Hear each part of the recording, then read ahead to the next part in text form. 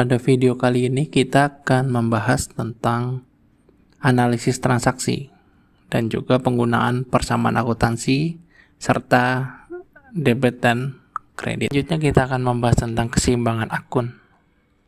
Keseimbangan akun ini ditunjukkan ya, atau bisa dilihat dari saldo debit dan kredit. Nah, bagaimana caranya kita mengetahui akun itu ada di debit atau di kredit ketika dia bertambah atau berkurang?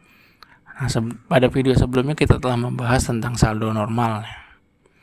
Nah, jadi setiap transaksi itu ya bisa menunjukkan pengaruhnya terhadap akun aset, kewajiban, ekuitas, pendapatan, atau akun beban. Nah, hal ini dikarenakan di dalam akuntansi itu dikenal dengan sistem pencatatan berganda ya, atau double book entry. Nah, selanjutnya ketika kita melakukan pencatatan menggunakan double bookkeeping ya, ketika kita mengentry setiap transaksi, maka secara logika jumlah debit dan kredit itu harus sama. Pada slide ini kita akan membahas lagi nih tentang persamaan akuntansi yang sebelumnya sebenarnya kita sudah pernah bahas. Persamaan dari akuntansi ya, atau basic equation ya, aset sama dengan liabilitas ditambah dengan ekuitas, atau harta sama dengan utang plus modal. Nah, ketika kita breakdown, kemarin kita hanya breakdown menjadi 5 kategori akun ya, karena akun itu punya 5. Tapi ini di sini bisa lihat di gambar, ini ada beberapa breakdown tambahan, yaitu ada return earning, dividen, dan juga dividen. Nah, di sini kita bisa lihat ketika aset bertambah harus ada di debit, berkurang ada di kredit.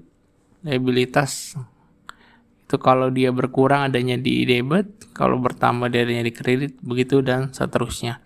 Kita harus menjaga pencatatan kita sesuai dengan persamaan yang ada di sini. Kenapa? Karena nanti supaya hasil akhir dari pencatatan kita itu konsisten ya.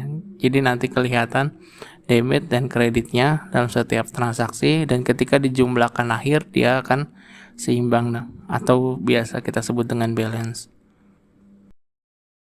Kita akan mencoba untuk bagaimana menganalisis sebuah transaksi. Nah, ini ada transaksi di tanggal 1 Januari 2022. Pemilik menginvestasikan modal awal berupa uang tunai senilai 100 juta rupiah. Nah, dari keterangan ini kita tahu ya, ketika kita coba masukkan ke persamaan akuntansi, berarti asetnya meningkat 100 juta dan juga modalnya meningkat 100 juta. Nah, tapi ketika kita melakukan jurnal, kita harus melihat lagi aset ini 100 juta ini uang tunai, berarti dalam aset ini masuk ke kategori apa di subnya atau di bawah asetnya ini atas nama akun apa. Nah, karena berupa uang tunai kita ambil akun kas, maka kita akan catat kasnya bertambah di debit 100 juta. Lalu untuk bagian equity kita menggunakan akun apa, yaitu akun modal awal misalnya.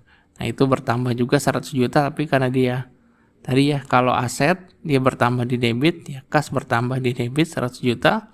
Kalau ekuitas atau modal, dia bertambahnya dari di posisi kredit. Maka modal awalnya ada di posisi kredit 100 juta. Di tanggal 5 Januari 2022 terjadi pembelian barang dagang senilai 5 juta rupiah. Kita akan coba ambil 2 kondisi. Yang pertama adalah jika pembeliannya terjadi secara tunai atau juga misalnya dengan kredit atau dengan hutang ya, dibayar nanti. Nah, yang pertama, ketika kita menganalisis transaksi pembelian barang dagang ini, kita akan berpikir ya, ketika kita misalnya contoh di bagian, kalau misalnya kita belinya secara kredit, kita akan berpikir berarti asetnya bertambah ya, berupa persediaan, lalu hutangnya bertambah juga senilai dengan pertambahan aset, sama-sama ya 5 juta.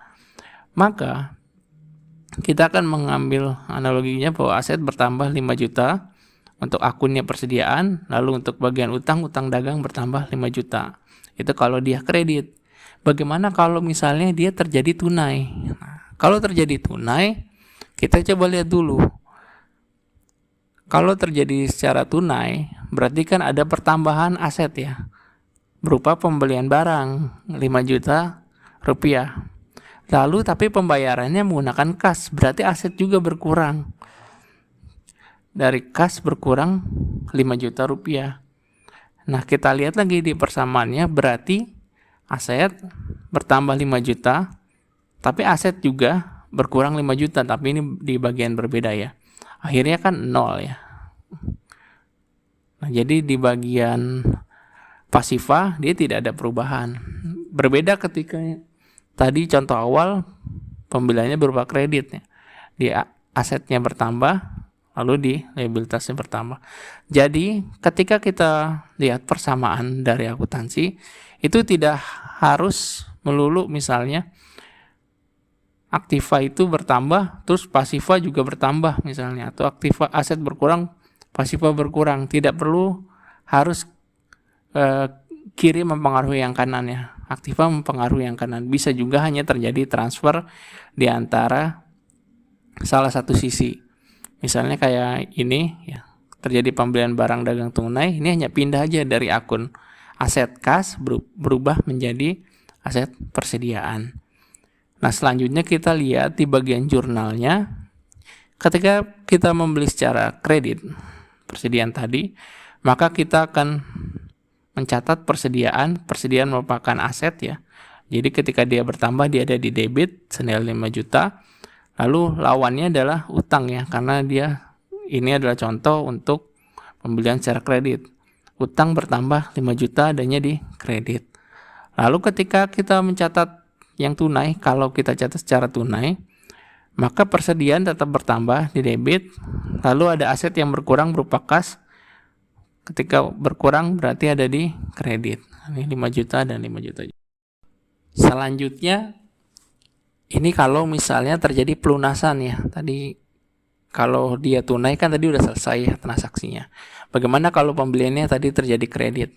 Nah, berarti kan harus ada pelunasannya. Nah, ketika terjadi pelunasan, maka akan ada yang berkurang dari aset ya. Kita pembayaran cash misalnya, berarti kas kita berkurang. Lalu di bagian hutang juga berkurang karena dia sudah dibayarkan. Maka dari segi persamaan akuntansi berarti aset berkurang 5 juta, lalu hutang berkurang 5 juta ya. Ini minus 5 juta, ini minus 5 juta, jadi 0 ya, jadi balance. Nah, untuk transaksi jurnalnya kita tinggal lihat dulu ya, liabilitas atau utang dagang dia berada di sisi kanan, berarti ketika dia berkurang dia harus dicatat di debit. Maka utang dagang berada di debit 5 juta, lalu asetnya berkurang, aset berkurang ada di bagian kredit, kolom kredit. Maka kita catat kas berkurang 5 juta di bagian kredit. Demikian video tentang pembahasan dari analisis transaksi dan juga penggunaan persamaan akuntansi serta debit dan kredit ya.